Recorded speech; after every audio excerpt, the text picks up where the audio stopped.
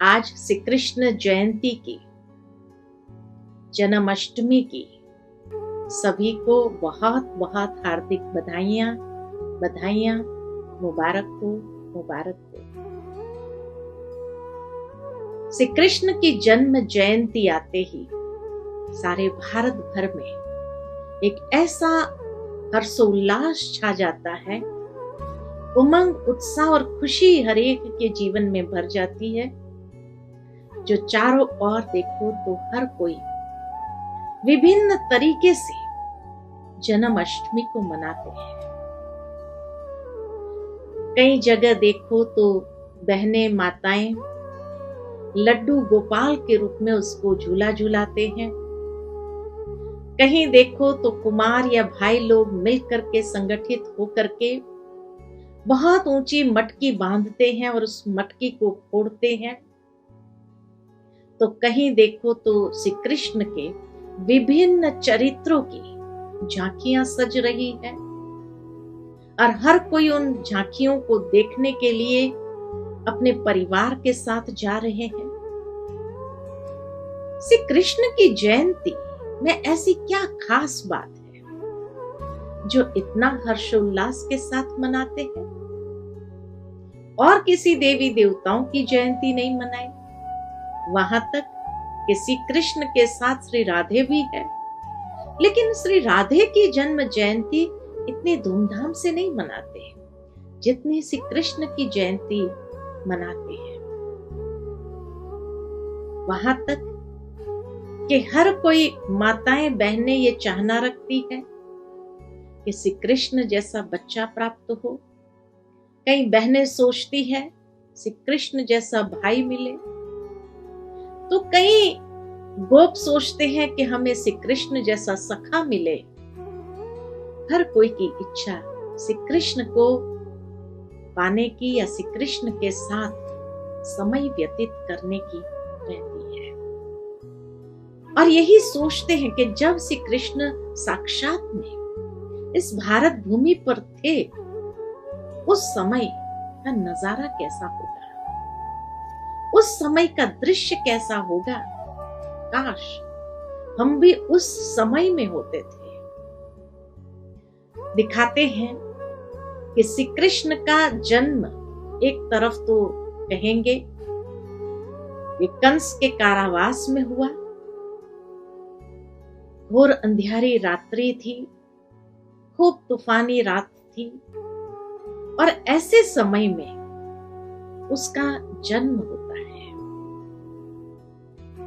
और दूसरी ओर शास्त्रों में यह भी दिखाया है कि चारों ओर पानी ही पानी था और एक पीपल के पत्ते पर श्री कृष्ण अंगूठा चूसता हुआ इस संसार में आया। अब दोनों बात अगर देखा जाए, एक तो नहीं है। अब दोनों में से सत्य क्या है? क्या सचमुच श्री कृष्ण का जन्म जेल में हुआ था? जिस श्री कृष्ण की दुनिया के लिए कहा जाता है कि श्री कृष्ण जब इस संसार में थे तो उसकी महिमा में गाते हैं, वो 16 कला संपूर्ण निर्विकारी, मर्यादा पुरुषोत्तम, सर्वगुण संपन्न अवस्था में थे। उस समय का समाज कैसा था? तो नेचुरल है, जहां इतनी पावन आत्मा जन्म लेती हो, वो समाज कितना श्रेष्ठ होगा। तो उस श्रेष्ठ समाज में सबसे पहली बात, क्या कारावास होता है? जेल होती है? नहीं, ये भी किसी बात का प्रतीक है या किसी बात की ओर संकेत कर रही है। और इसीलिए श्री कृष्ण का जन्मोत्सव जरूर मनाएं, लेकिन समझ के साथ मनाएं। कहने का भावार्थ यही है कि कारावास यानी बंधन, कलयुग के अंदर आज देखा जाए तो हर एक व्यक्ति के जीवन में कितने बंधन हैं, और उस बंधन वाली बेड़ियों में बंधे हुए हैं। कारावास यानी अज्ञानता की अंधकार रात्रि, जहां विकारों का तूफान चरम सीमा पर था। आज चारों ओर दुनिया में अज्ञान अंधेरी रात है, जहां विकार चरम सीमा पर है, अनेक और बुराइयां छाई हुई है। हर एक मनुष्य का जीवन अनेक प्रकार की बंधनों की बेड़ियों में जकड़ा हुआ है।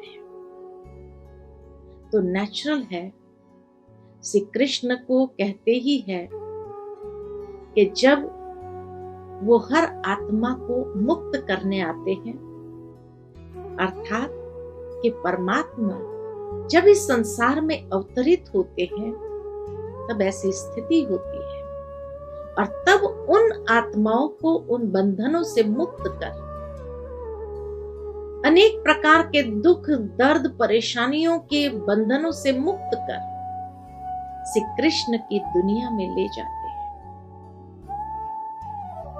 और इसीलिए वो श्री कृष्ण की दुनिया, जहां इस कलयुग के बाद आने वाली सतयुगी श्रेष्ठ दुनिया, जहां श्री कृष्ण जैसे पावन आत्मा का जन्म होता है। इसीलिए दूसरी ओर जो दिखाया कि चारों ओर पानी ही पानी, और ऐसे में एक पीपल के पत्ते पर श्री कृष्ण अंगूठा चूसता हुआ इस संसार में आता है। अर्थात ये कलयुगी अज्ञानता की दुनिया जब समाप्त होती है और पावन सतयुगी दुनिया जब इस संसार में आती है, तो उस समय भारत ही होता है। बाकी चारों ओर दुनिया जलमय हो जाती है, लेकिन भारत खंड अविनाशी माना जाता है और अनेक आसपास के देश जो है भारत खंड के साथ जुड़ जाते हैं। इसीलिए भारत को भारत नहीं महाभारत कहा जाता है। और वो महाभारत की आकृति उस समय एक पीपल के पत्ते की तरह, चारों ओर पानी ही पानी, और उस पानी में भारत भूमि पीपल के पत्ते की तरह, जहां से कृष्ण जन्म लेते हैं। जेल में जन्म नहीं हुआ, लेकिन उस भारत जो पीपल के पत्ते की तरह था, वहां पर अंगूठा चूसता हुआ आता है। और जो कहा देवकी और वासुदेव का पुत्र था, भावार्थ यही, जो देवकुल की आत्माएं थी, उन सब देवकुल की आत्माओं को परमात्मा मुक्त कर ऐसे सतयुगी पावन सृष्टि में ले जाते हैं, जो पीपल के आकार की भारत भूमि थी। आज भी थोड़ा सा हिस्से नीचे का तो पीपल के पत्ते जैसा ही आता है, लेकिन उस समय भारत खंड एक पीपल के पत्ते की तरह होता है। और ऐसे पीपल के पत्ते पर अकेला श्री कृष्ण नहीं होगा, उसके साथी भी होंगे। ऐसी पावन दुनिया जहां पूरी राजधानी बनती है और जहां वो देवकुल की आत्माएं सब जन्म लेती है और इस संसार को स्वर्ग कहो, कृति युग कहो, हेवनली किंगडम कहो, बहिष्ठ कहो, जन्नत कहो, अनेक धर्मों में उसको अनेक नामों से जाना गया है। ऐसी दुनिया में वो जन्म लेगा। और वो सतयुग के अंदर उसके कितने जन्म होते हैं? तो श्री कृष्ण के 8 जन्म दिखाए हैं।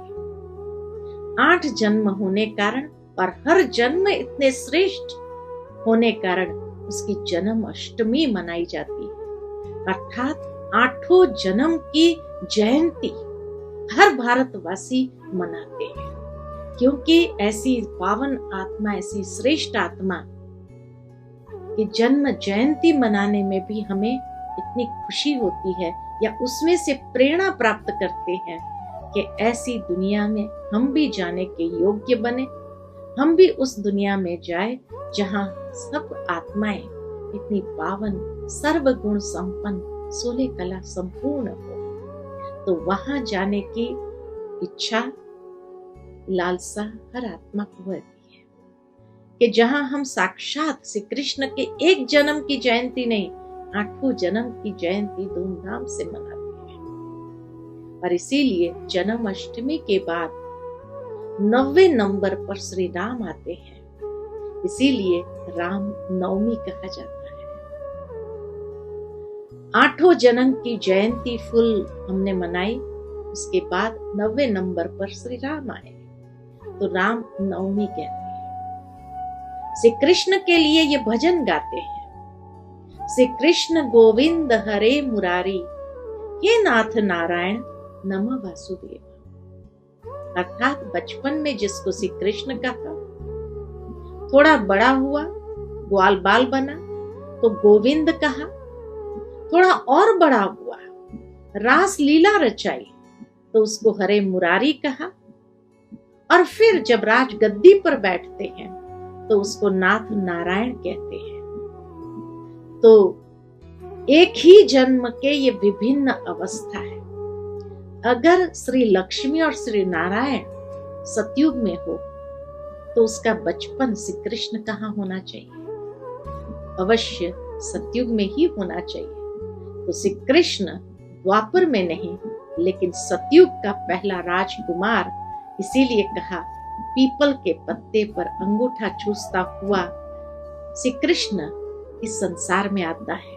जब चारों ओर दुनिया जलमय हो गई है, ऐसे समय पर नए भारत की वो पहली संतान है, पहला राजकुमार है, और वही नाथ नारायण बनते हैं। और इसीलिए श्री लक्ष्मी नारायण का राज्य जब था, उसको कहते हैं सूर्यवंशी।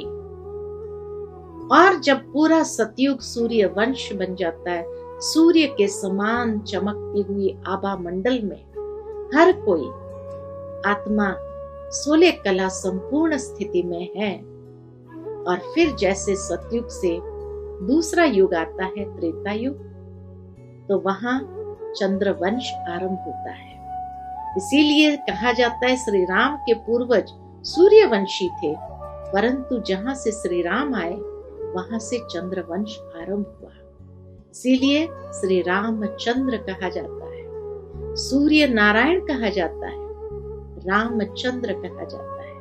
तो इसीलिए श्री कृष्ण सतयुग का अर्थात श्री नारायण का ही बचपन का स्वरूप, और श्री राम त्रेता युग में।